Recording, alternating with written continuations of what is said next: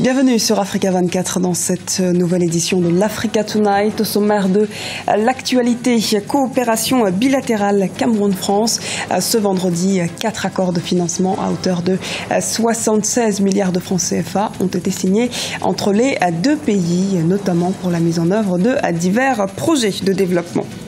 Le président équato-guinéen Teodoro Obiang Bazogo en visite dans la province du Ouelenzas. Ce jeudi, il s'est rendu au sein de la ville historique et symbolique d'Akonibé. Nous verrons pour quelles raisons. Et puis au Rwanda, le parc national de l'Akarega accueille de nouveaux pensionnaires. Des parcs privés sud-africains viennent d'offrir plusieurs lions, une espèce qui avait disparu de la faune rwandaise depuis 15 années maintenant. Mais avant de développer ces titres, sachez que la visite de Fatou Bensouda en Guinée a pris fin ce samedi. La procureure de la Cour pénale internationale effectuait une visite de travail au sujet de l'enquête judiciaire sur les massacres commis le 28 septembre 2009 et qui avaient coûté la vie à au moins 157 personnes.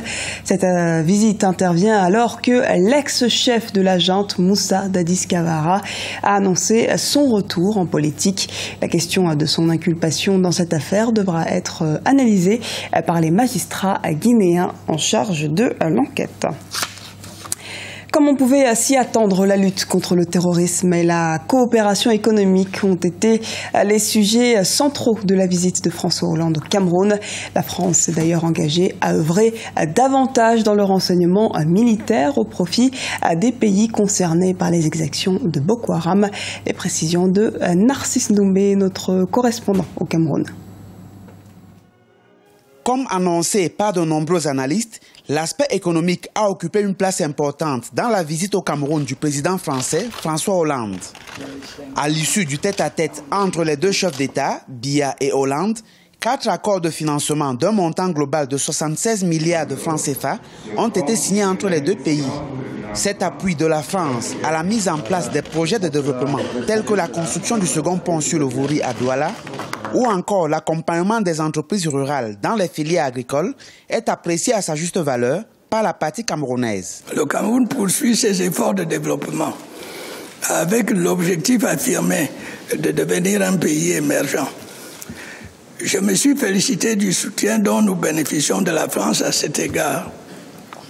Les succès enregistrés dans la mise en œuvre du contrat de désendettement et de développement et la présence de nombreuses entreprises françaises au Cameroun témoignent à suffisance du dynamisme et de la solidarité et de la solidité de notre partenariat. Partenaire stratégique du Cameroun en matière de coopération militaire, la France entend s'investir davantage dans le renseignement pour accompagner la lutte armée contre la nébuleuse Boko Haram. Nous avons une structure de partage de renseignements, nous avons une cellule de liaison au niveau militaire.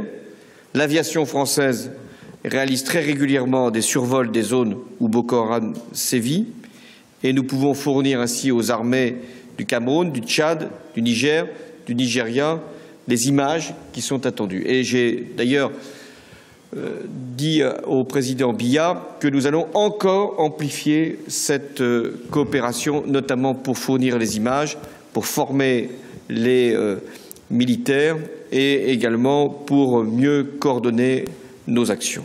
Au cours de cette visite de François Hollande, la première en terre camerounaise d'un président français ces 15 dernières années, les questions de démocratie, d'alternance politique et de coopération entre la justice des deux pays ont également été abordées. Motion de censure contre le gouvernement rejetée à Madagascar ce vendredi. Le Premier ministre Jean Ravelo-Narivo reste donc en place. Une courte victoire, cela dit, pour le président R. Razaounarimanpiane et son chef de gouvernement, car seuls 17 députés ont voté contre la motion. Les relations avec l'Assemblée nationale hostile à l'exécutif, notamment un mois après la tentative de destitution du chef de l'État qui avait été sauvé, rappelons-le, par l'arbitrage de la Haute Cour constitutionnelle. Tournée du président équato-guinéen Teodoro Obiang Bazogo. Ce jeudi, c'était au tour de la ville historique d'Akonibé de recevoir le président.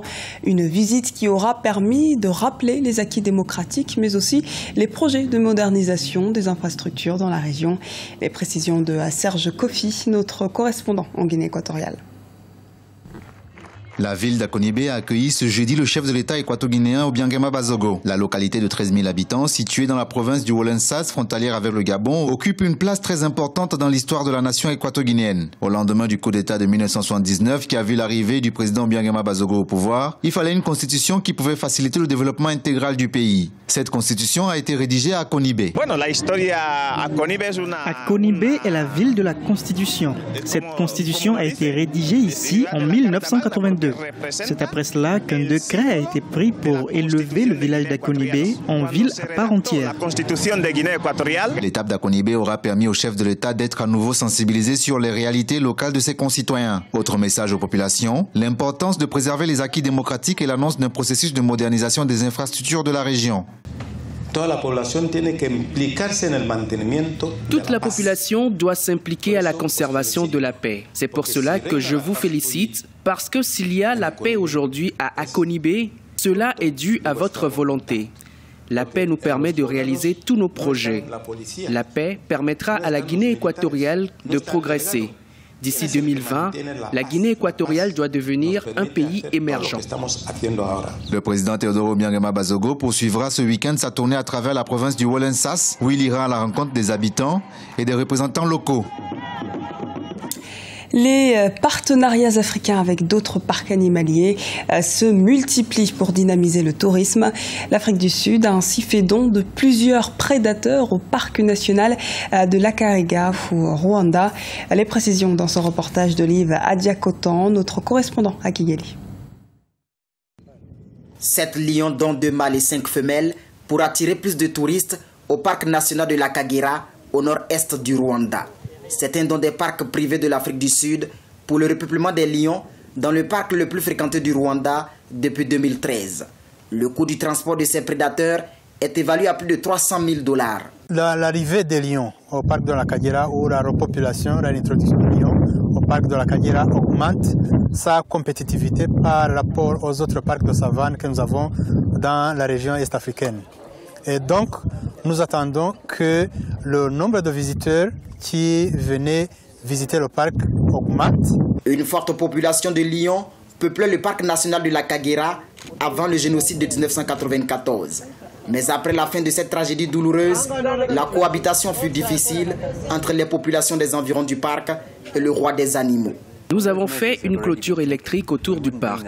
Nous disposons également de satellites pour surveiller les mouvements, non seulement de tous les animaux, mais plus particulièrement ceux des lions. On continue la sensibilisation des populations sur l'importance d'une cohabitation pacifique entre elles et les animaux. Nous sommes convaincus que nous obtiendrons de bons résultats dans l'avenir. Le Rwanda dispose aujourd'hui de 3 parcs nationaux. Créé en 1934, le parc national de la Kagera s'étend sur 2500 km² au nord-est du Rwanda et a pour mission la protection des animaux de la savane, des montagnes et des marais.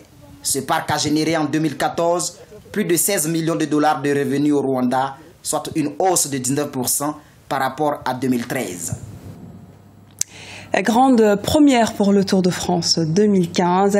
MTN Kobeka, une équipe africaine, participe à la grande boucle qui démarre ce samedi aux Pays-Bas. L'équipe est composée de 5 coureurs, 3 d'Afrique du Sud et 2 d'Érythrée. L'un d'eux, Daniel Tekle et Mano, a fini meilleur grimpeur du dernier Dauphiné qui emprunte en partie les routes alpines du Tour. Un fort atout, mais c'est un véritable challenge tout de même. Écoutons à ce propos notre éditorialiste Charles Tocplé.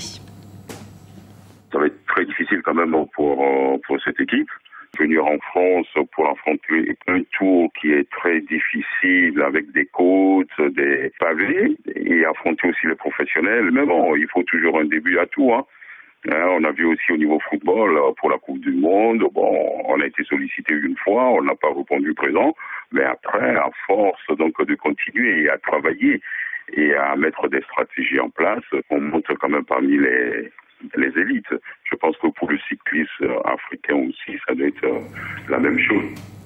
C'était le journal de la rédaction. Merci de nous avoir suivis.